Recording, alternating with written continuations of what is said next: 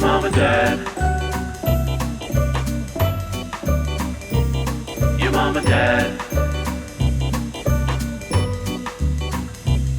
Your mom and dad. Your mom and dad.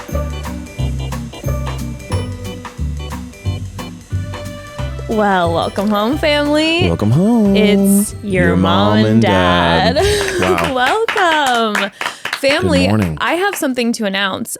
Your dad has a brand new personality trait, and it is a overcoming personality trait, and that is that your dad watches Vanderpump Rules 24/7 now. It's, you guys, I am so late to the game. I had no idea what I was missing. It is insane. You love it so much. Every time the past week, every time I turn around and look at Evan, he has one earphone in and he's watching an episode of Vanderpump Rules on his phone 24 hours a day. What looks like me parenting and sitting there with my daughter is actually just me piping in Vanderpump, and I'm going, And there's truly nothing like good parenting than including Vanderpump Rules in your routine. Just the top-notch. It's seriously, I just can't believe these people exist, and I think I'm so grateful that they exist. It's insanity. That's the thing. We've talked about it before, but I am brand new to the game. Instagram-less Aunt Katie is the one who told me to start watching it, and it happened right. I started watching the first 2 episodes right before Scandoval broke, and I'm like, I can't help but get sucked into this. I think I love this. I'm fascinated by everyone on this show. I have my faves, and I have to say, from the get, before Scandoval even broke, I couldn't stand the Toms, okay? I always disliked the Toms. Yeah, trustworthiness doesn't emanate from them. No, I was never a fan starting at the top. I had my people right at the top that I loved, but it's your new personality type. What I'm blown away by the most is that the most insane characters on a show come from a show about just people who work at a restaurant. It's not like we went to the craziest parts of the world to find. It's no, these are just people who signed up for the restaurant, and they're like, oh yeah, you can film us. Yeah. I worked at a restaurant. Well, this was not happening. They don't work at a restaurant anymore. I know, but I'm saying that's where they came from. And Yes, I'm just saying, but you have to know this too.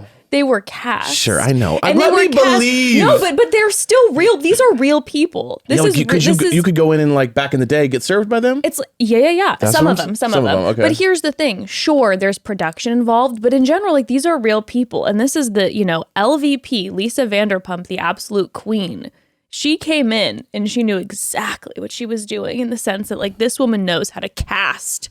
This woman knows how to cast. You know what a huge fan I am of LVP. I'm literally obsessed with these people. So here's the deal. If you're listening to this the day that this drops, the finale episode is tonight.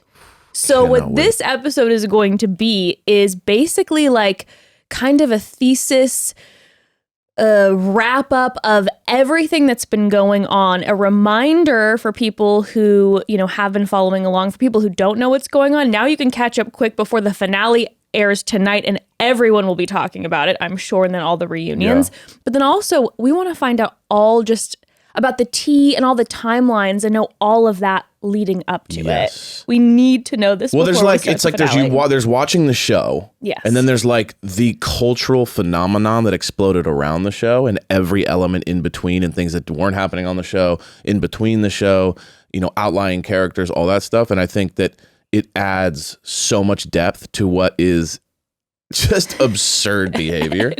And there's been so many just interviews and tea spilt and all of this in the past 2 months leading up to all this, that we need to dive into all of that before we dive into the finale episode. It's too deep. It's like a conspiracy web. And I can't wait to, do the finale recap next week with what I'm sure is going to be some Tom impressions on your end, because Evan's also been walking around doing a lot of Tom Schwartz impressions. Tom Schwartz, Sandoval. Hey, dude.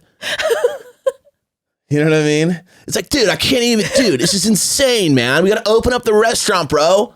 Dude. I wonder when he's having sex, does he go, dude, this feels so good, dude? Bro. He's dude, I love it when we have sex, dude. This is sick sex. We got to open up the restaurant, but first I got to My band needs to rehearse. Dude, we got another show where I get to wear light up vest, dude. Hey, dude. That's pretty good. He's like, hey, dude. And then Schwartz. Come on, man. And I like how he fakes. Like, he always fakes, like, interest. Like, he'll be I know. dude, we got to open this place. And it's just like, dude, you haven't even been at the restaurant. To your band. You didn't even give a shit. Yeah, you were drunk. What about, dude. And then Schwartzy comes in. Schwartz is like, man, I'm sorry, man. Cheating sucks. Can't believe that you made me do that, man. It's gaslight. But Bubba. You're the worst. Katie, man, this is a really good bottle of wine, but you actually are the worst person ever, and you made my life a living hell. But Bubba, congrats to selling our home, Bubba. Oh, man. Dude, that dinner with Schwartz and he just and Katie. insults her the whole time. The amount of crowns I give to Katie, what an absolute queen. Just the patience of a saint. But then when she decides to go off, I am so lit up with joy and ecstasy inside my bones. Well, the biggest thing that I've learned from Tom is it shows you how much presentation, is huge. Like, he's saying some of the worst stuff to her, but he says it like in a, oh, shucks. I know. And so you're kind of going, wait, is he totally offended? Oh, he is. He's absolutely destroying her right now. That's the thing with Schwartz. Like, they always say he never has to be held accountable for anything because it's always like, well, there goes Schwartz again. Yeah, he's just like, I don't know. I'm just, oops, I didn't pay my taxes for the last year. Come on, government. Man, you guys are so cool, the government. You guys don't need to put me in jail, do you? Man. Dude. My show's coming up, man. Come on. It's like more like sound bites than anything. Bro. It's kind of here, It's like, come on, dude. It's like, dude, I've been saying this for weeks. It's like hair. It's always like, oh. We care so much about this restaurant. We're going to be gone for 1 week right before it opens and then not open again. It's so good. I'm so excited for more. It's sick. Well, okay, so before we dive in, here's the thing. I just wanted to share this. Thank you for your impressions, by the way. They make my heart so happy. That is what that's what I bring to this place. I so appreciate that. They fill my heart with joy. Family, here's the thing. If you follow along with us on Instagram, the past few days on a personal note have been pretty tough. Yeah. And I want to talk with the family about that, and get into some of the stuff that's been going on and just share with everyone. Mm-hmm. So we're going to do that at the end of the episode. We want to just take some time, at the end of the episode and share about what's been going on with us the past couple of days. But here's the thing. First, we have a special guest, to heal the heart and soul and the mind. Nothing. We got to get into our. How this makes me feel better is talking all of our reality TV shit. And we have none other than Kiki Monique from The Talk of Shame, who is, in my opinion, the pinnacle of Bravo reality TV celebrity reporting. She is going to be in studio with us in just a moment to break down all the drama, all the tea, everything about Scandoval, Vanderpump Rules, all of this as we go into the finale tonight. But before we welcome her in, we have to take a quick pause. Of course. So, family, here's the thing. As I get older, one of my goals that I've decided I will do is I will learn a new language, okay? It's one of my goals. And luckily, I know a great way how, and that's through Babbel, the language learning app that sold more than 10 million subscriptions. A truly fun and easy way to learn a new language. Babbel teaches bite-sized language lessons that you'll actually use in the real world. Babbel's 15-minute lessons make it the perfect way to learn a new language on the go. Other language learning apps use AI for their lesson plans, but Babbel's lessons were created by over 100 language experts, and their teaching method has been scientifically proven to be effective. Plus, Babbel's speech recognition technology helps you to improve your pronunciation and accent. Yes, and with Babbel, you can choose from 14 different languages, and there are so many ways to learn with Babbel. In addition to lessons, you can access podcasts, games, videos, stories, and even live classes. They're so much fun. Plus, it comes with a 20-day money-back guarantee. celebrity. Start your new language learning journey today with Babbel. Right now, you can get up to 55% off your subscription when you go to babbel.com/momdad. That's babbel.com/momdad for up to 55% off your subscription. Babbel, language for life. Okay, and we are in the studio with Kiki Monique from the Talk of Shame, the famous Kiki. I feel so special. I don't think I've ever gotten a round of applause before. I mean, we'll keep going. Double round. Thank you so much for coming. I was like, when Scandoval broke, obviously I have been attached to your Instagram and all of your content because you are the person that I come to. You are the queen to me of all celebrity reality TV. I mean, everything. Oh, good that I'm doing my job. You are the absolute queen. So how have you been since this broke? This is my Super Bowl, obviously. I mean, I have been watching Vanderpump. Like, most people talk about that transition from Real Housewives of Beverly Hills that, like, people who didn't watch didn't get to see when Sheena was talking to Brandi Glanville because, you know, she cheated with her husband, all of that. So I've been watching since then. So, like, this is, like...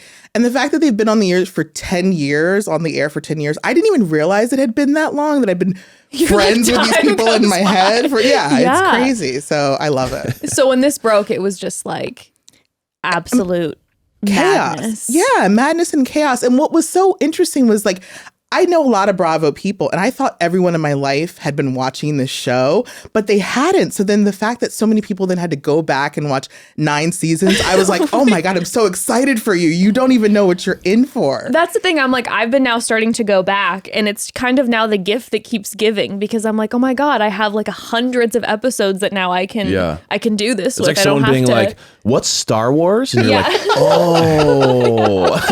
Like, exactly. Let me explain. What's Game of Thrones? And you're like, you're like, I have so much content. This is incredible.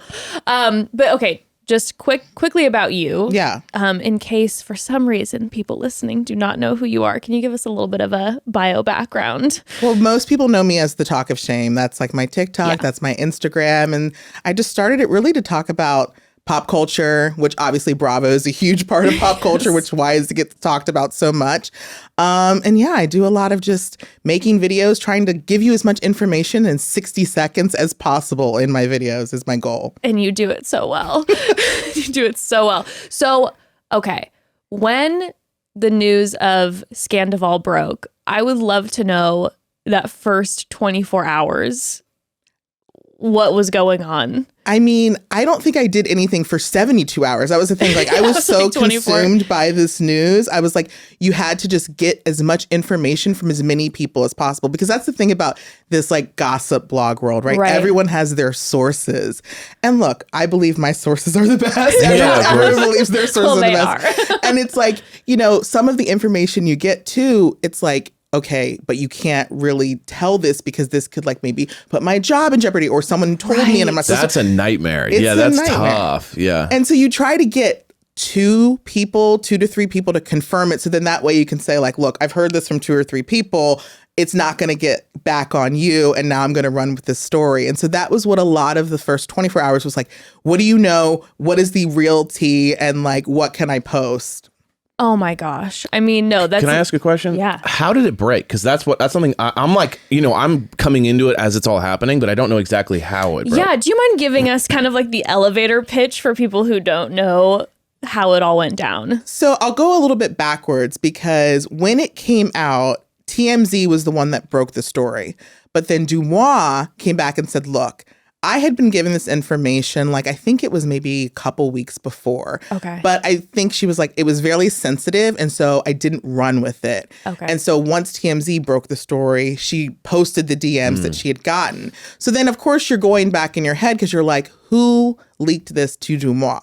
And so that's where I'm sort of like, we'll talk about this, but like, that's where I am in, because I'm like, was it someone in the circle? Is it someone on the screen who leaked it to Dumois? Right. And how did they get this information? And like, that's like another story. But yeah, TMZ was the one that I think that originally broadcasted to the world. Okay. Okay. Do you mind letting everyone know why? I mean, it's such a big deal. So if people who haven't been listening to watching Vanderpump kind of like the key players and what's going on and why this is such a cultural phenomenon right now. Well, the best meme I saw about it for people who don't watch Vanderpump, you know, we have Ariana, who is dating Tom Sandoval. They've been together for like 8 or 9 years. And she has this friend, Raquel, who also was dating this guy, James. And everybody in the crew is friends or whatever. Right. So the best meme I saw was like, imagine if Rachel on Friends had been sleeping with Chandler for 7 months and Monica didn't know. Oh, interesting. That's exactly why it's so polarizing in my heart. Can you imagine that Friends episode? And then people would be like, end the show. Yeah. And then if Joey, who would be the Tom Schwartz in this situation, if Joey then knew and then didn't tell Monica this whole time either, that makes it even like more scandalous.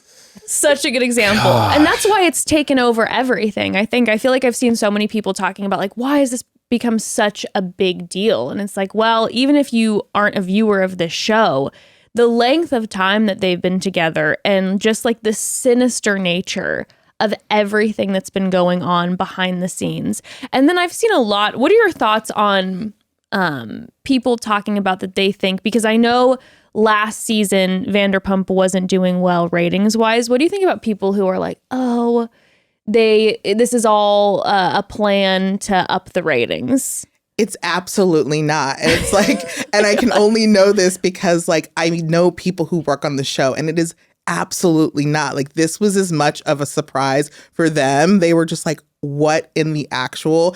And cameras came back up. I know people want to believe that everything has a conspiracy theory behind it, but like legitimately they don't. And I wrote an article on Betches about this, like right before, like 2 days before this all broke, I had gone to the Crappies, which is like Watch What Crappens does their awards. Right. And ended up like at this after party with Ariana. And we're like at this club, we're just like partying, whatever. And we ended up having this whole conversation randomly, not for any other reason, about how like when I got rid of this guy out of my life who I'd been together with for 8 years, like as traumatizing as it was the best thing that happened for me. My entire life flourished after that moment. And we just randomly had this conversation. 2 days later, there was this Tom Tom show, and I was like, oh, I kind of want to go, but it was like it was that week, it was rainy, and I was like, oh, I don't know if I want to go to West Hollywood tonight. And so I didn't go. And then that was the night that broke. And it was just kind of crazy that was like the last conversation we had. And obviously look at her, she is flourishing. Thriving. Yeah. Wow. Yeah, no, when I hear people, because listen, I love the reality TV. I love having the conversations about producers and all of that.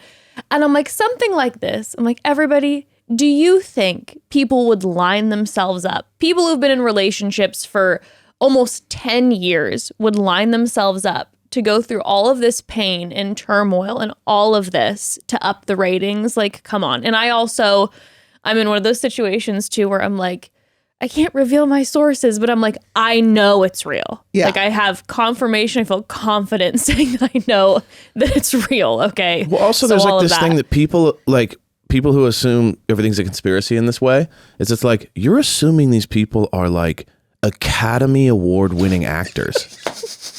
Like, these are not actors. Like, these are not people that can pull off like incredible pain and like at the drop of a hat be like imagine if it was a conspiracy. It's like, here, when he says this to you, I want you to start bawling immediately and like and like vomiting, crying, and then I need you to turn it off and go. It's like, you're assuming these people are capable of this. Like, it's no one is, you know what I mean? So it's just insane that like, like you said, not only are they like, let me burn my life down for a conspiracy, but then also be able to perfectly pull it off and then have it go across all socials and TMZ perfectly. It's like insane. And what we've seen, because everything we're pulling out the vault now, we've seen all of their old acting jobs. Right. We've seen how Tom Sandoval acts. Like, come on. And also with his ego, he would never allow this to like. He would never be taken down this way. He has too much ego. Oh. There's no way. There's no way.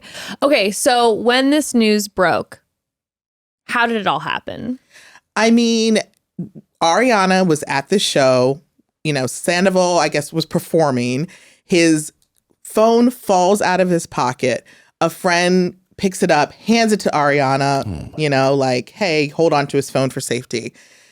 Now, from what I understand, like, I think she had a feel like, obviously, when you think your man's up to something, you always have it in the back of your head because you don't go into the phone unless something is already No, it's brewing. almost like fate just handed me this and I have this feeling in my gut and now it's time to scroll. Exactly. Yeah. And that's why, again, I always go back to that Dumois that 2 weeks ago or however before it broke, because Dumois, I think, from what I understand, will reach out to the people to say, hey, I have this story. Like, maybe do you have anything to say about it? So I'm wondering if maybe Ariana knew Dumois had this story. I don't know. Something that made her want to go into the phone. But she goes into the phone. She finds this video, which we now have this clip that has been released online of what we're going to see in the finale. The preview for the finale tonight. Yeah. And so she sees this video of Raquel and Tom. Oh, the FaceTime. Got it. FaceTime. Diddling, diddling. Oh, she's diddling herself. Okay. It wasn't like a hey, I miss you. It was a No, it was sex a full FaceTime. sex FaceTime. Whoa. Can you imagine opening at your partner of almost 10 years? Dude, you're like the floor drops out. Yeah. Oh my God. And so she's seen Raquel doing her thing, and apparently Sandoval is at Schwartz's house while he's like watching this. Like, I don't know if he's like sort of touching him. I don't know. Like, but he's on the other end of this FaceTime, just like looking at her, and she's just like comes out. And so he realizes she's seen this video. Apparently they like run out, and then from there, like they get into the cab, and then she immediately starts texting everyone, which I think I heard Lala say, if she hadn't, he was going to try to manipulate her into keeping this quiet. And the fact that she immediately like started sending the video, like texting, like, no, this, you know, is like, I think how she was able to break free. So thank God she did that. Thank God. Oh my goodness. So then she's sending the video to everyone. And then this is when then she sends it to Sheena, correct? Yeah. And Sheena is with Raquel in New York, because Raquel and Sheena had just filmed Watch What Happens Live, because there was it was Wednesday, it was an episode of Vanderpump. They were on Watch What Happens Live. And so they are at, I think, a bar somewhere.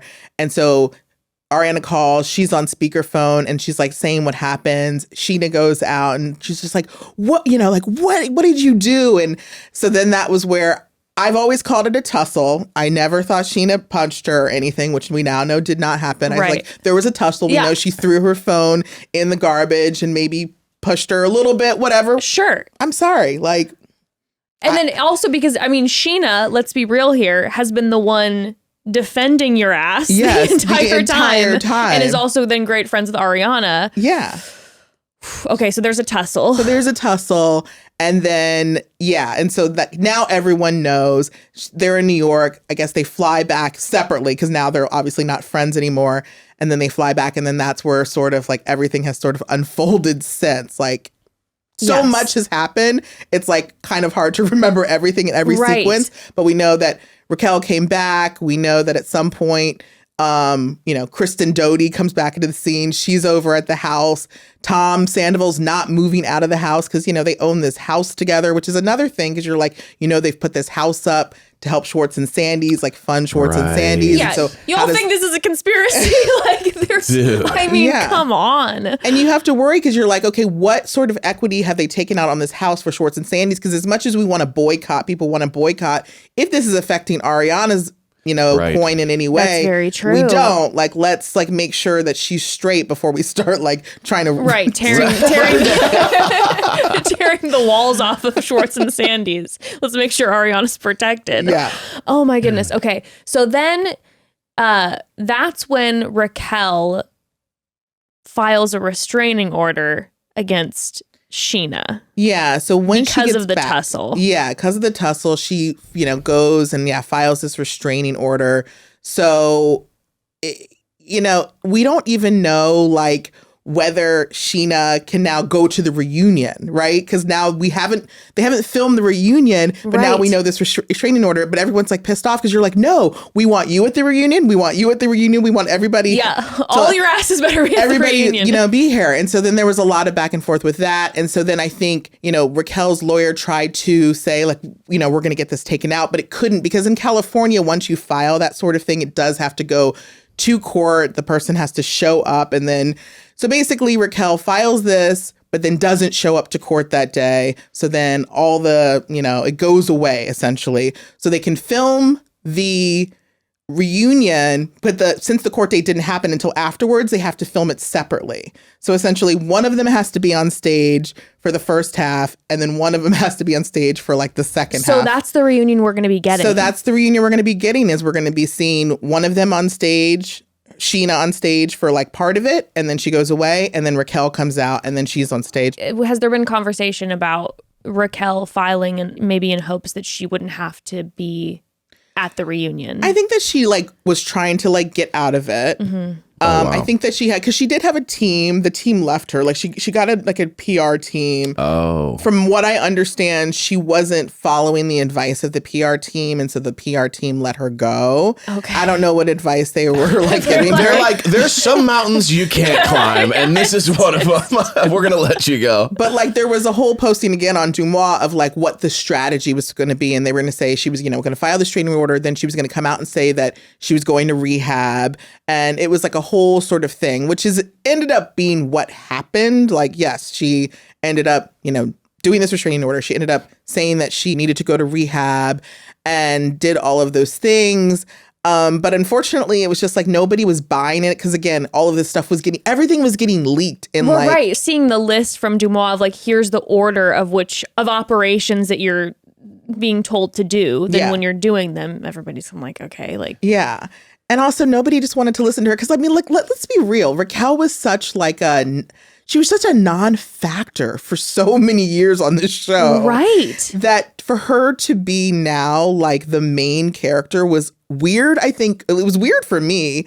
And then it was also hard to even just relate to her, because you're like, I haven't related to you in all of these years, and now all of a sudden you're a main part of the storyline. You hadn't built like a relationship before, so that when you betray and destroy, you're not like trying to find her side at all. You're just like, woo, like him. Yeah, no, it's interesting because, one of the things, the rumblings that I had heard from numerous individuals was that, Raquel was coming into this season with an energy of, I'm going to make a name for myself this time. Exactly. And I think that's what's so fascinating to watch, because it was going to be all about Raquel and Schwartz. Like, look, I was getting videos from when she was on that date with Garcelle's son. Yes. Because that was going to be a whole thing, right? Because, his wife blew up all of his DMs, Oliver, because he had been cheating. So there was definitely going to be this whole thing about Raquel living her best hot girl summer life, going after all these men, and we were going to hate her for other reasons, right? But like reasons that are palatable in reality TV world, and like that's not. And because all of this blew up, she didn't even know how to, because she was going to be able to handle that sort of reaction. She was ready to lean into the Schwartz. She was ready to lean into the Oliver. Right. This was not what she was ready for, because they had been hiding this for so long. And I do think that Sandoval had convinced her what the plan was going to be, and she was just going along with it. Mm-hmm. And when you're watching the episodes now, to me, it's clear he is setting this up to act like he had been trying to break up with Ariana forever, which is not reality. Mm-hmm. And he's trying to convince Raquel to convince Ariana to dump him, or they're having these terrible issues, and talk to her about it. And you can tell that he is manipulating her mind. It's sickening to watch. Oh, yeah. No, it's so interesting because in the latest episode, the last 20 minutes of that latest episode was so bananas. And I was trying to think about if I was watching it without knowing any of the Sandoval Raquel cheating going on. Like if I'm just watching it as Raquel being Raquel, I was sitting there going, listen, Raquel triggers the fuck out of me, regardless of oh my God, I feel like I'm in high school again. I'm just like Sandoval thing. So the way that she was interacting with Katie and all of a sudden taking ownership with Schwartz, like I could barely watch it. I was cheering Katie from the grandstands. Terry was my God, so I'm like, I know how I would have felt about Raquel regardless. But I was also thinking, I'm sure she also would have had half of the audience who would have been like, yeah, there would have been a little bit of an energy of maybe people who aren't fans of Katie, Absolutely. Still kind of having this back and forth, and then, waiting for the reunion to be like, okay, who's team Raquel and who's team Katie? But then when you're watching it with this perspective, which is so fascinating because I don't know if we've ever had such a wild perspective watching reality TV, like in real time, knowing like the future and all the behind the scenes. Watching the conversation with Raquel and Ariana in that episode where Raquel is clearly trying to manipulate Ariana and being like, well, you know, if I were in your shoes, I would be concerned about this relationship because of the sex and all that. But like you said, knowing that Sandoval's in the ear of Raquel the entire time, feeding her all the information, you know, quote unquote information and lies about his and Ariana's relationship. Okay, everybody, quick interruption from the Scandoval of it all. Let's take a moment to check in with ourselves, okay? How would you rate your relationship with yourself lately? I'm talking the intimate relationship with yourself, if you know what I mean. Whether you're feeling confident and want to explore your innermost desires further, or if you could use a little boost in self-love, Dipsy's sexy audio stories are here to help, and these stories are sexy, believe me, okay? Yes, it is. Dipsy is an inclusive app full of hundreds of short, sexy audio stories that bring scenarios to life with immersive soundscape and realistic characters. Discover stories about second chance romances, adventurous vacation flings, and hot and heavy hookups. May I suggest checking out their story Plus One, voiced by ER Fightmaster. I have definitely listened to that one multiple times. It is hot, hot, hot. They have so many amazing ones. And here's the thing, new content is released every week. So in between listening to your favorite stories again and again, you can always find something new to explore. They also have sexy stories that you can read if you prefer that. And they have incredible sleep stories and wellness sessions. They've got it all, really. Let Dipsy be your go-to place to spice up your me time, explore your fantasies, relax and unwind, or heat up things with a partner. For listeners of the show, Dipsy is offering an extended 30-day free trial when you go to dipsystories.com/momdad. That's 30 days of full access for free when you go to dipseastories.com/momdad, dipsystories.com/momdad. Okay, so anyone like us and rising prices stressing you out? Yeah, I would imagine that's all of us. Yeah. Well, if you're looking for ways to cut costs, you need Rocket Money. My God, I know we've said it a million times because it's true, but we love Rocket Money so much. It is a personal finance app that finds and cancels your unwanted subscriptions, monitors your spending, and helps you lower your bills all in one place. I am embarrassed to say how many subscriptions that I had signed up for that I had completely forgotten about that were costing me money every single month. The first year I started using Rocket Money, they canceled those subscriptions I wasn't using, and they saved me about $1,000, if not more. It was incredible. Over 80% of people have subscriptions they forgot about. Rocket Money will quickly and easily find your subscriptions for you. And for any you don't want to pay for anymore, just hit cancel and Rocket Money will cancel it for you. It's really that easy. Rocket Money also helps you manage all your finances in one place and automatically categorize your expenses. So you can easily track your budget in real time and also get alerted if anything looks off. And they do it for you. So none of those long, frustrating call wait times just attempting to cancel that one subscription. Bless them. They're amazing. Listen, I love the app that turned my voice into animal sounds, but I don't need to be paying for it monthly, okay? The one time was enough. It was enough. Stop throwing your money away, cancel unwanted subscriptions, and manage your expenses the easy way by going to rocketmoney.com/momdad. That's rocketmoney.com/momdad.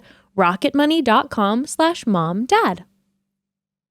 I find it also interesting how she kept saying throughout the whole season, like, I've decided that I'm not going to be too concerned with what anyone thinks of me anymore. Like, that's my new journey, you know? And it's like, I love when people use like, yeah, I'm in therapy now. And the one thing that I learned is I need more me time. And I'm kind of going, I don't think that's how it works. And you have plenty of me time, and I think you should actually start helping other people. But then there's like this thing of like, yeah, maybe she like had a conversation with someone and she's like, I am going to stand up for myself and I am going to take care of me for once. And I'm like, so taking care of you means ruining everyone else's life? Like, why can't you just like go to the beach or something? Why can't you like go to a farmer's market? Like, it's such a strange thing when people like justify horrific behavior with just like, it's time for me to stand up for me. And I'm going like, or like even how she'll do something bad and then walk into the group directly at the person and be like, hi, we need to talk. And I'm like, you're not even invited here. Why are you here? Yeah. Like, she had a lot of those moments that were like, Like even just showing up to the birthday and sitting down next to Katie and being like, hi, we need to talk about the fact that you're being a little too mean to him. And I'm like, why are you here? First off. Second of all, no one asked to talk. Third of all, no one's interested in how you feel. Everyone's very clear on it's like, have you seen Katie's face? Yeah, like she's giving you all the generous signs of please step away. When you start fighting with someone's mom, that's when you know it's over. Like when you're like, no, mom, her ex deserves a little bit more of a leash. You know, you're like, why? You're fighting with a mom at this point. Like, get lost. That was my favorite part when Katie looked right at her. You could tell she just kind of snapped out. She was like, what the fuck are you even doing over here? Like, I know that maybe producers told you to sit the fuck down, but you need to actually get the fuck out. Like, you're going to come for Terry? Yeah. Terry. Like, shut up, Terry. I'm busy with your daughter. I'll get to you later. What are you going to do? You're old. You think you're stronger than me?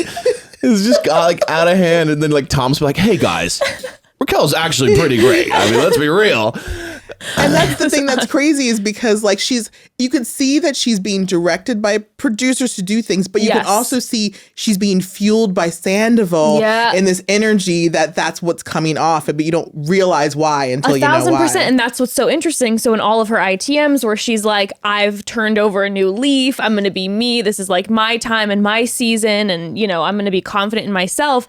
And then when you see those moments with Sandoval, like at her glamping birthday, where he's like, yeah, Raquel, you're everything. You show him. And you're like, oh, these two are behind the scenes 24/7. And he's you can just feel him and hear him telling her, like, don't worry about it. You're just being you. And you're like, this is what's best for you. Don't worry. Don't worry. And like kind of amping that up. And instead of taking something and being like, no, this is wrong, he's making it like, no, this is what you deserve. It's us against the world. Like, and that's why I'm a Bonnie and Clyde thing. Yeah. And that's why, like, I'm just convinced that, like, clearly people in this group know, because I don't know if I have been around people where I've known that people in the group were fucking. Oh, yep. And you know the energy and you're just watching it and you're like looking at the girlfriend and you're like, do you not see? Because I see everything that's happening in front.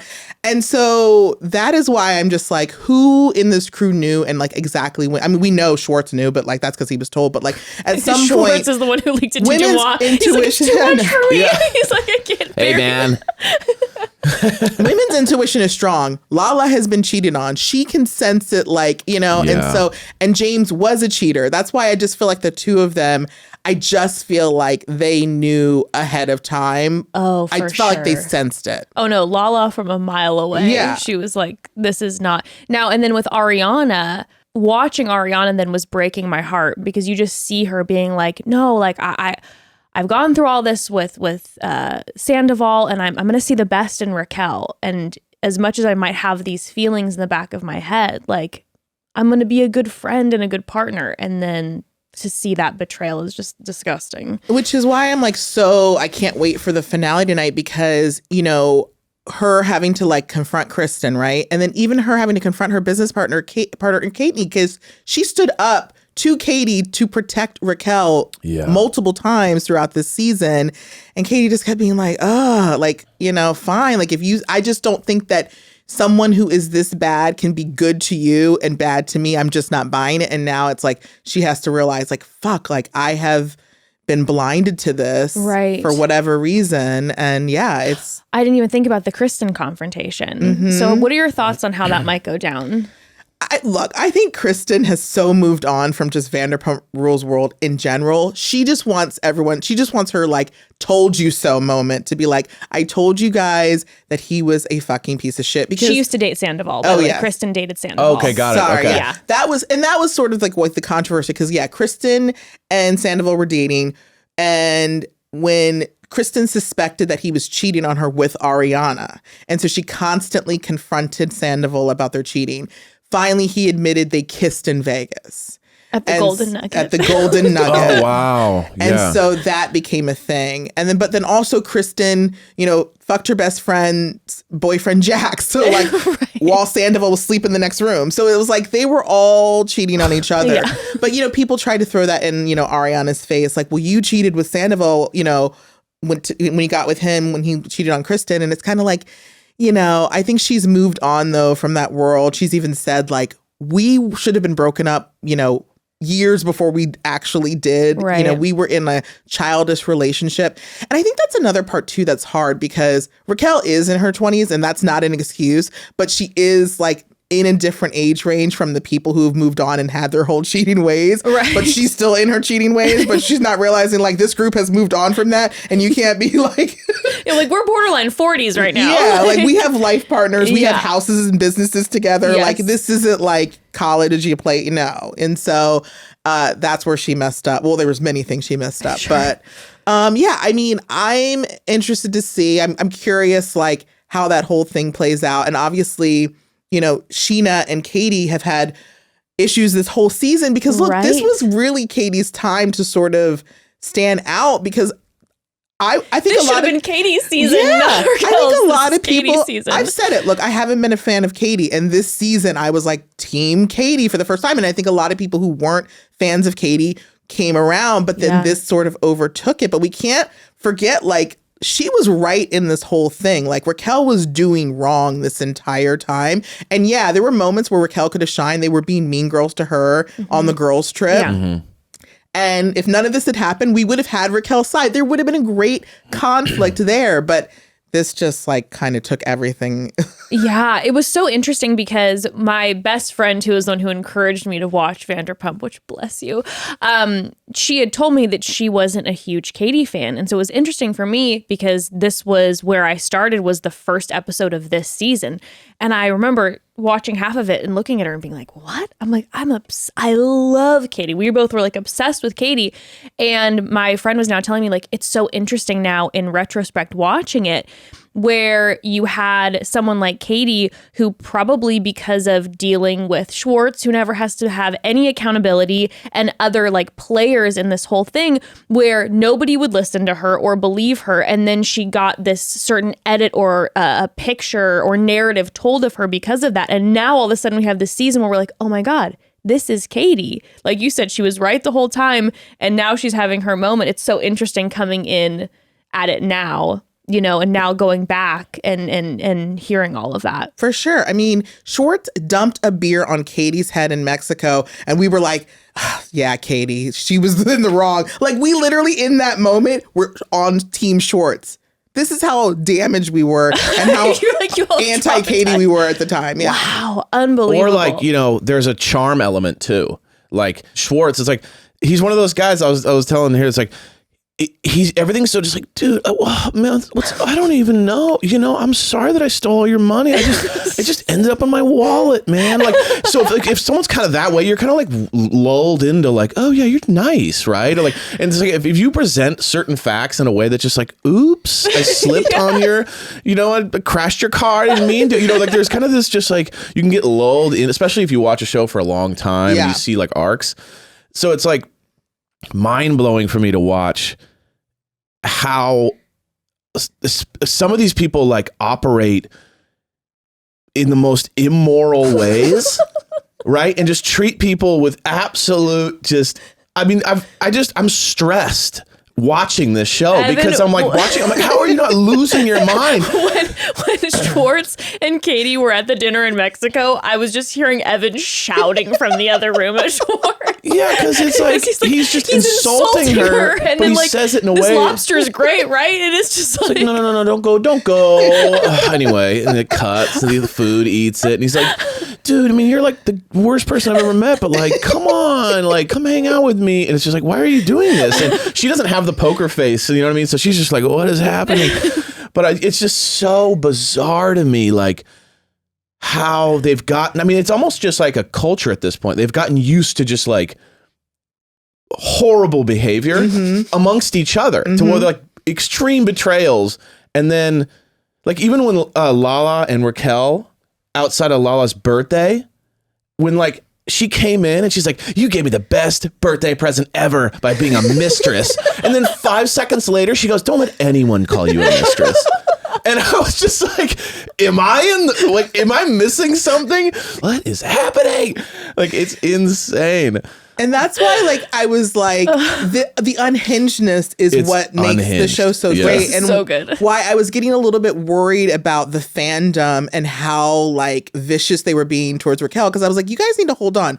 We still need her to be in season 11. Like, we need Keep her Sandoval on. to be there. Like, this is what's going to make it interesting. And yeah, the regular cast probably will not film with her. But I tell you, there will be plenty of people. We've seen now Billy Lee. People will come out of the woodwork who will film with Raquel, who will film with Sandoval. I mean, look, we're seeing videos of Sandoval doing his worldwide tour, U.S. tour. Right. And there are women who are letting him grind up on him, touch all up. I'm like, wow, there are people out there who don't care. So this, like, we still need them. And remember, like, when Kristen slept with her best friend's man, when her man was next door, she didn't have friends, but she was still on that next season. She was dating James the next season. I don't think friendship has any. It's very confusing to me because there are no qualifiers for friendship in this show. No. Because they will move on or destroy, like, in the blink of an eye. Mm-hmm. Like, even during Katie's, the birthday trip. Or what's the birthday Her trip? like the divorce trip. Yeah. Like, it was like, who was a friend? Who was the friend that came with Raquel? Oh, Christina Kelly. Yeah.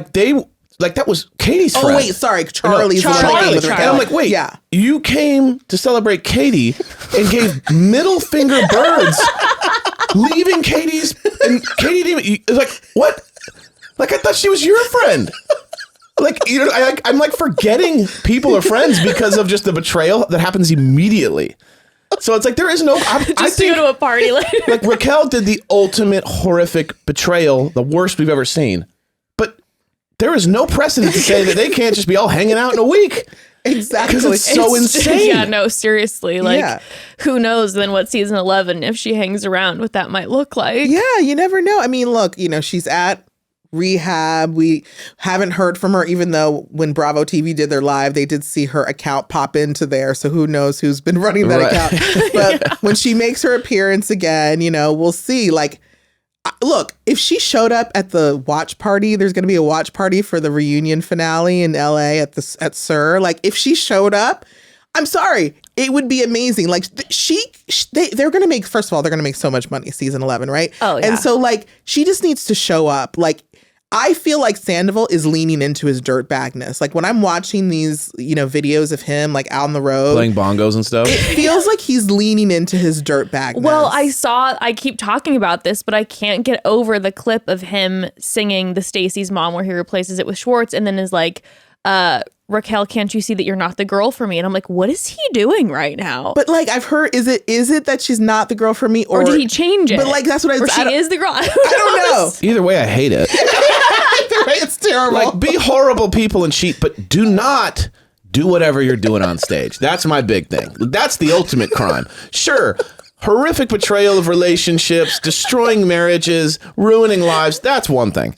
But wearing vests and, like, weird outfits with, like, laser beams and playing bongos, we're out. That's where you went too far for me. You pushed me over the edge. You crossed the line, Sandoval. You crossed the line with, like, covers all night. Oh my gosh, no, those shows are insane. Yeah. What is happening?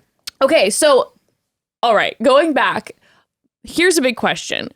What is the timeline? Because I feel like I've gotten a little lost on that one. Like, what do we know timeline-wise of, like, when we were filming, when the affair started, how did it start, all of this? So they went to that girls' trip in Nevada or whatever Right. in July. Okay. And that was around the time that Ariana's dog, Charlotte, passed away. Charlie gave the birds, they left, they went back to boys' night. Insane. Yeah, and then went back to boys. By the way, we're going to his birthday. Have a good night. Like, what? And that is when the physical, now, I think people talk about emotional affair. Obviously, there's a whole emotional thing that happens when you leave. Of course. But the physical started after boys' night. And from my understanding, it was like they had gone out, Sandoval and Raquel, they had come back to the house. The door was locked because Ariane didn't go because obviously She's sad. Yeah, she's grieving. The door is locked. They then fuck in Raquel's car. Okay. Which I was like, I know she drives a Jetta and I drive a Jetta. And I was like, I wasn't prepared because I'm like, I know how awful it's going to get. Like, there's going to be so much Jetta hate in the universe now. Volkswagen sales go down. I'm like, going to have to sell my car just to like avoid. But anyways, because they're going to be real. Anyway, so then like. You're like, I didn't get it because of Raquel. I've had this for so long. But then the night that they had the jacuzzi hookup, he said that they kissed, but he admitted that they did sleep together that night, which I think everyone assumed. Okay. And she wasn't home that night. But that was when they she was home the night that the house was locked. The house was locked, and then they screwed in the car, and then he had to come back and like be let in by her. And then so like that was happening, and then from what I understand, they were fucking in Mexico during Sheena's wedding. That was in August. They were. Wow. Okay. She like turned her location off on her phone, so nobody knew where she was. But I understand that they were sleeping together during the wedding, which is why it makes that episode crazy when Sandoval confronts Ariana. He's like, we don't get intimate. We didn't even take pictures together at the wedding. And it's like, dude, you are literally. Yeah, you were busy having sex with Raquel. He's like, but I could have done it after that. What a demon.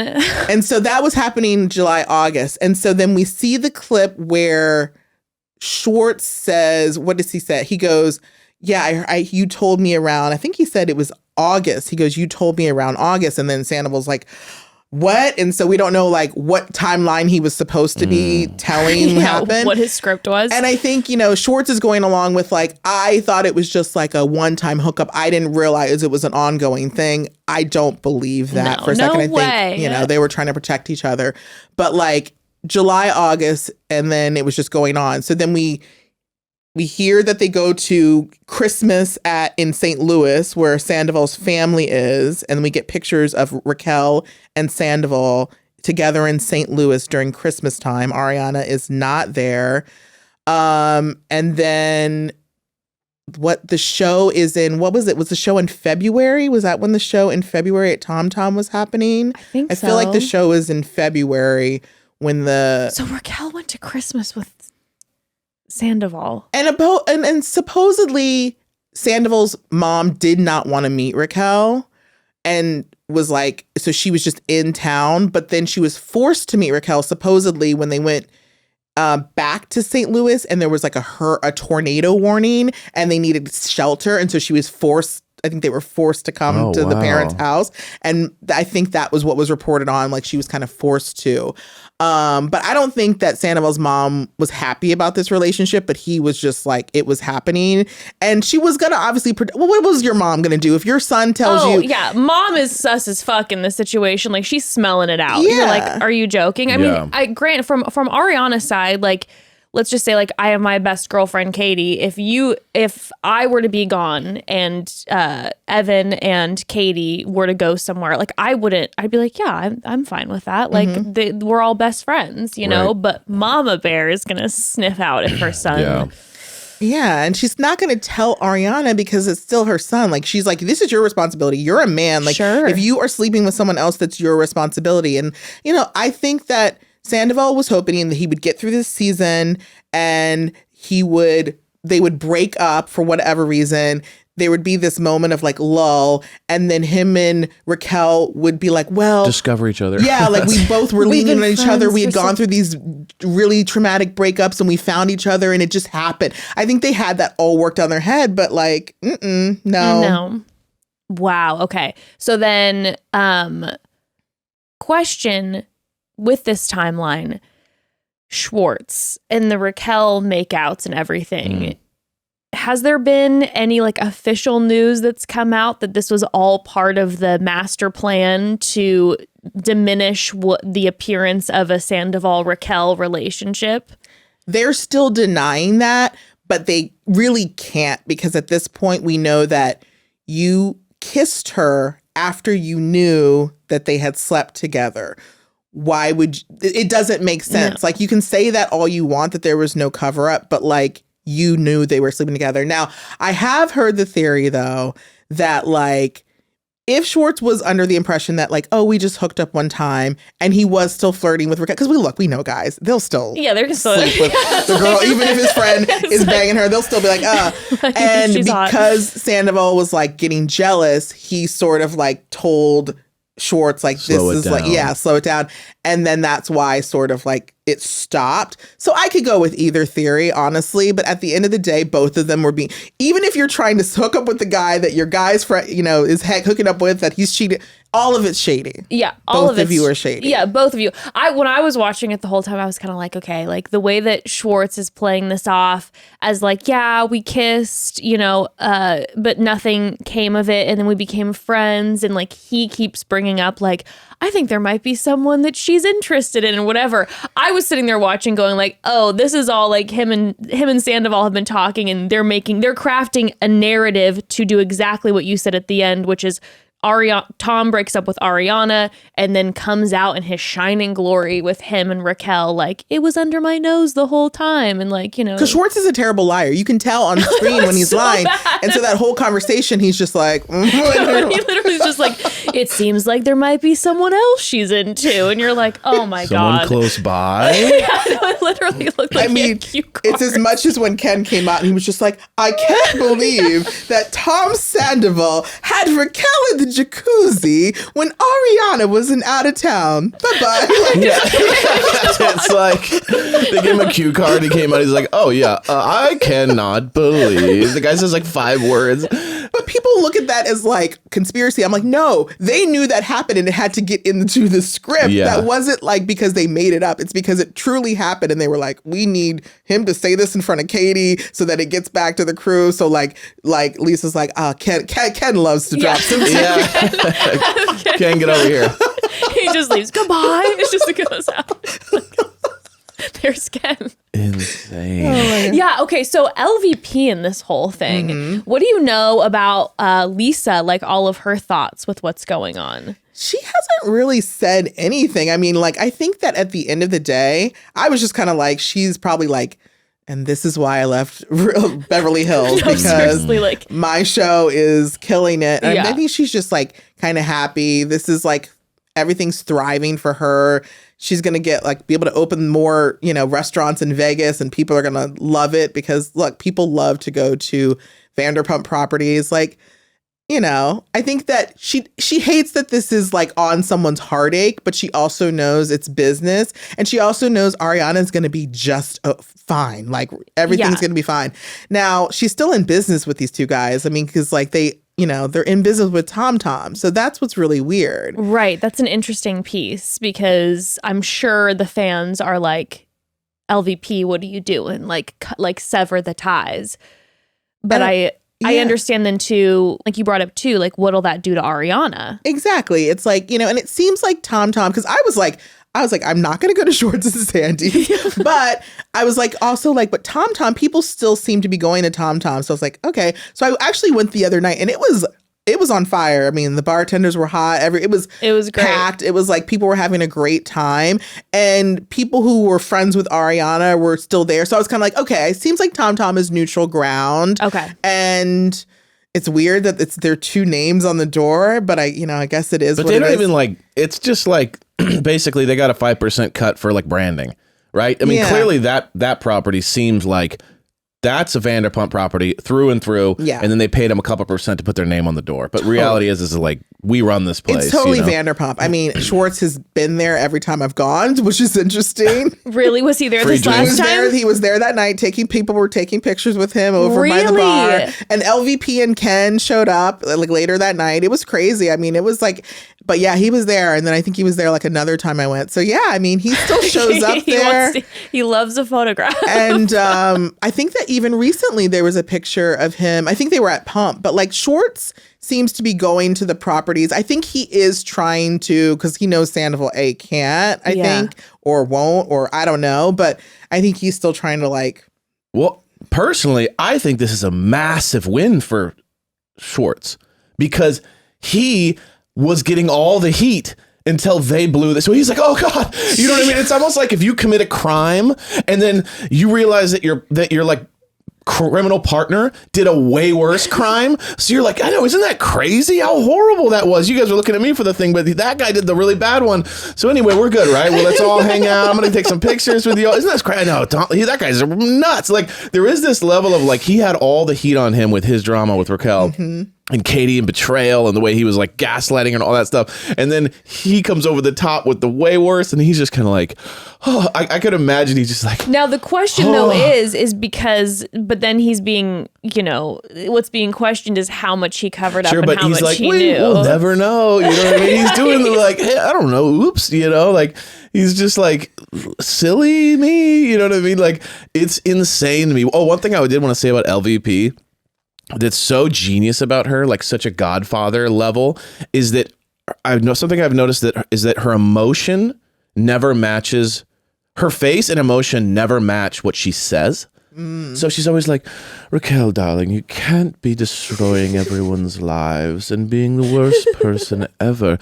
You must get some rest, darling. This is all a bit too much. Anyway, you were late today, and make sure that you're on time tomorrow. Like, it's always just like, she's saying like supportive things, but she's always moving perfectly. She's never like, get out of my sight. You're dead to me. Even with the Toms, I could see her sitting down after all the drama and being like, gentlemen, what a commotion you have stirred. I don't think you've been very respectful, have you? You know what I mean? These kind of questions. It's like, it's very like top level. So like you've said everything you needed to say to escape any sort of criticism, but you've never made anyone pay for anything. So it's always just like, I told him he shouldn't have done that. It's like, oh, that's technically what you should say, so that no one can say, why don't you have my back?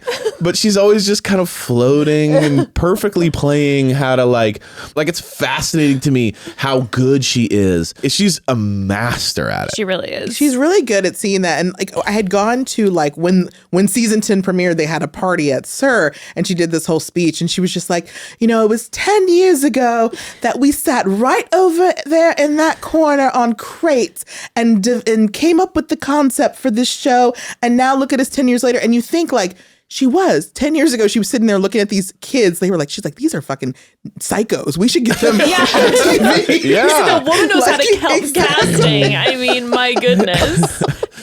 It's incredible. Like truly, she has a gift. Insane. She has a gift. Okay, family, one more quick pause. I gotta tell you, support for today's episode comes from Honey Love. Listen, we had an event the other day, and I personally like wearing shapewear when I'm wearing a little dress.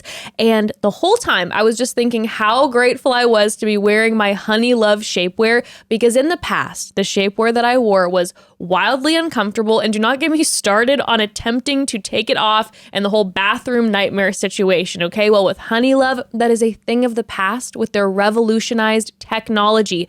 Their super power short is my go-to. I am obsessed because I like coverage, especially because, like I said, I like wearing the short dress specifically to avoid those underwear lines.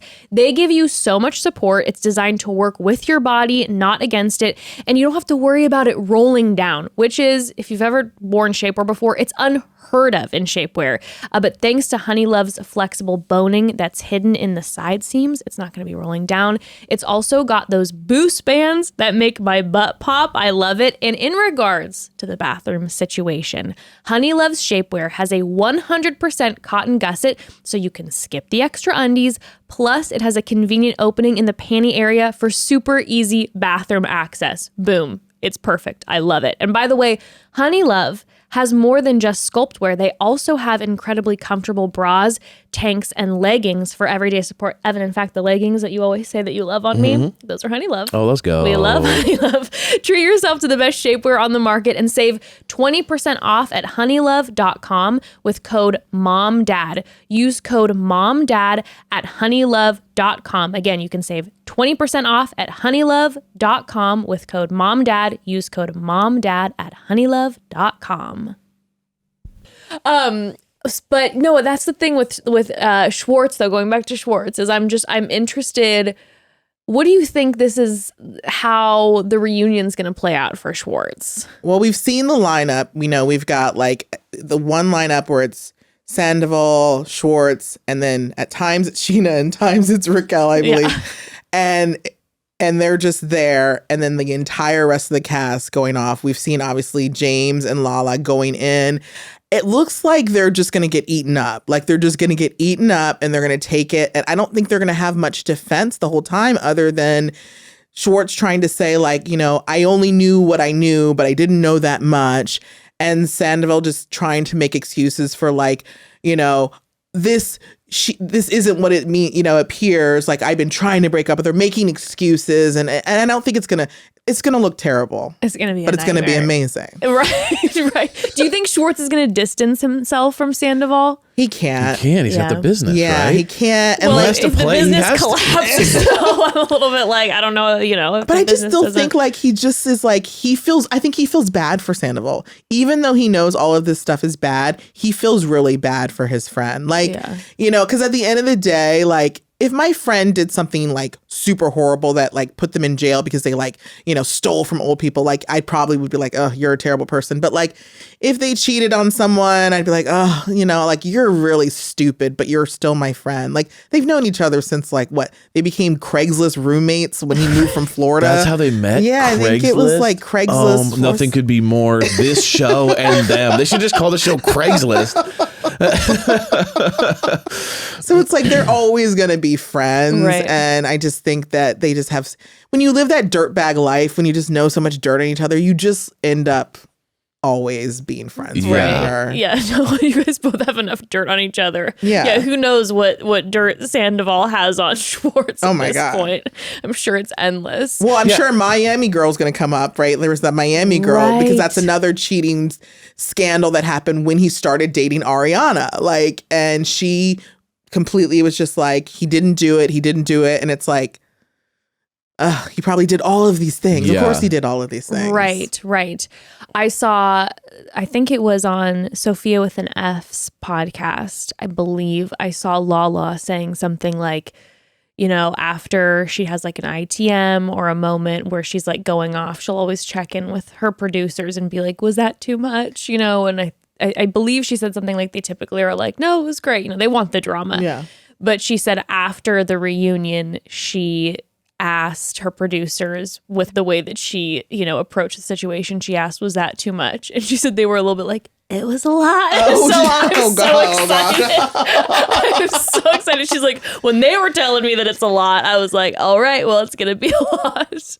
I can't wait. And it's never ending because we now have the trailer that dropped for Love, Loathing, and Vanderpump, all about the Randall scandal and her man. And so it's all just of like, Lala. Yeah, with right, her, right, right. yeah. so like this we're literally going to live in Vanderpump for like at least the next 6 months. I'm sorry. It's coming. Well, and I saw that Bravo changed their Instagram handle, the tagline. Oh, what does it say? It said something like the network that brought you Vanderpump Oh my Rules. God. Like they're leaning in. Wow. Like they are leaning in. But I don't know. I'm just so interested what the reunion, I mean, with this finale episode, do we have any, because it's going to be interesting timeline wise when they film that and then film the reunion with things that have happened up to or like past that point. Yeah, and that's the thing. Like, I always feel like they film the reunion way too soon because I'm like, I understand that there's production and all that, but like, do you really have to film it so early? Like, it seems silly, and that's why I think the finale, the reunion's still going to be great, but the finale is just going to be, we're going to get a lot of those questions that have just been like rumors on the internet for so long, like finally answered, I think, which is why people are just so like, because they just want to know these things. And then I'm actually excited because tomorrow I'm going to the Vanderpump Dog Gala. And I'm just excited to see who is showing up from the show because like once I see this finale, then I'm going to have my own questions that I might need answered on the spot. Yeah, the little mic. Just Excuse the me. TikTok mic. Oh my God, no. I wonder with the reunions if they're filming them right away to get the emotionally charged energy so that people honestly don't like have time to heal and have like off-camera you know what Seriously, I'm saying? To have like the more the off-camera? wound is open, the more you're gonna have like the most insane reactions. This is so true. I bet they've experimented over the years with different things, and it's got to be like, yeah, the quicker you get to them finding out about the news, the more visceral of a reaction you're gonna have. And because I think for me at least, like when I see the reunions of any show, there's the one element you're talking about, which is like education, which is like, I want to know more about the timelines and the things we didn't know. I'm a little bit more like animalistic, where I'm like, I just want to see what that person says to that person, which is what we're all feeling. Like, are they going to say the things everyone's thinking and feeling to their face? And the thing I love most about this show is that with The Bachelor, other folks, everyone's kind of got this like, well, I want to walk away from this thing like good. Yeah. You know, where this is like, no, I'm going all in at you, and no one's even here. I'm just going to berate you and say everything I've ever thought. And that's what is going to be just so epic, is gratifying to be like, get it off your chest. Yeah, you know? and it sounds like, I mean, James jumped in. I ended up doing a live with Bravo, and James jumped in. Yes, I saw that. And he said he got everything off of his chest. So Well, he never doesn't. I mean, that's the thing I love about James. James will be at dinner with you, just like having a wine, and he will say everything. You can't even imagine the things he's saying. He'll just say them right to their face. Like, even when Tom came that next day, or no, yeah, when I sat down next to him and Allie, is it? Yeah. Him and Allie at the pool, and he's like, "Hey, buddy," he's like, "Don't fucking touch my leg," and I'm just like, it didn't even fake. Like, let's make this kind of cool. He just like berated him. I loved it. But then, like you said, the next day they were like, "Oh man, it was like, I hate that we were like that. Can we just be friends again?" You're like, if one of my friends did any of these things to me, I'm like, I guess we're never talking again, or like for another 6 months at least. Yeah, But we they're gotta like, take some it's time to let another this day. heal. Yeah. No, I was wondering if, maybe it's because the tensions are high and the emotions are raw, because I makes know sense. with like Love is Blind, they wait a year to film the reunion. God, and the reunion then feels like, I mean, to be quite frank, it's quite mature. You're like, everyone is kind of like, you know what, it's all right, let bygones And I be don't want bygones. And maturity, you're like, yeah. I don't, I'm not getting any of the drama that we're hoping for. I didn't realize it was that long of a lapse. So yeah, Yeah. that makes perfect sense. Yeah, Yeah. because then I guess it would have been numerous months for them to film it. And, then friendships maybe would have been healed and whatever. I mean, not the friendships with the Raquel. You got to and get them Sandoval before and- they go to therapy. Yeah. You know what I mean? Before they have time to figure it out, you got to catch them right before there. Well, and that's why I feel like season 11 needs to start immediately. And based on, I don't know if you saw this post by like James is now doing his See You Next Tuesday the week after the finale reunion, or the reunion finale with Jax. No It way. it's giving like there's gonna be a camera there. So of course I booked a table. If you Yes. feel free to Oh my join God, me. I'm like, If you want to join me at the I table love for it. 6. Wait, so do we yeah. think that Jax is coming back? I mean, he's going around telling people he is, but we all know Jax is a liar and a thief. So I don't know if you've watched the Hawaii episode. I don't know if you've watched any of the early I'm episodes. like, yes, so. I've started the early ones, and Jax is such a character. He loves to just say things Yeah. that aren't true, so we don't know what's real. What do you think? Maybe He's just manifesting, you guys. Chill, okay? He's manifesting. He's manifesting. He's just I putting mean, it out there. we know he's on other reality shows. Again, I don't think it would be smart of them to bring back people in a full-time capacity like the Christians. Having them show up for the people who want to see him, It's a sure, treat. Yeah, I it's a get it. treat, Like, sure. but we don't need them in the whole storyline. Okay. Oh my God. Because look, Jax is great for TV, but the Jax that's great for TV isn't the Jax that's now. Like, I don't know if I necessarily need to see Daddy Jax living his life. Jax ripping his cream, sweater off in a parking lot Right. in Vegas to fight, or Jax stealing, Sunglass Huts, Right, you're like- and getting you're like- arrested in Hawaii. You're like, let Jax have his cameo every once in a while. Like, yes, a See You Next Tuesday cameo, or like, okay, whatever wild thing he's gonna say that night. yeah. So with then the season 11 starting, the dynamic between Sandoval and Rachel, which was that just ended up getting leaked via a high school yearbook that her Yeah. actual legal name is Rachel, Yeah. not Raquel, which just adds to the lore. It's just such an addition to the lore. It just kills me. It's Rachel. Tarjay. But do we know where they stand right now? We have no idea. Okay. But we do know that on the reunion, it's going to be asked if they're in love. We don't have an answer from the clip we've seen, but they are going to be asked that question. Right. And obviously, we are all waiting to hear what the answer is from both of them.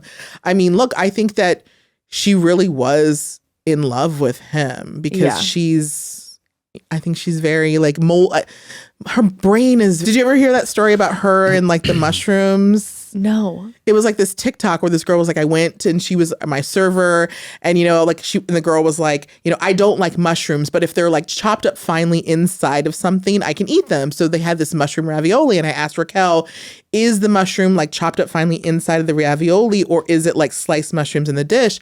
And she just sort of stared at me for a while and then like left. And so then she came back and she goes, the pasta dish is served hot.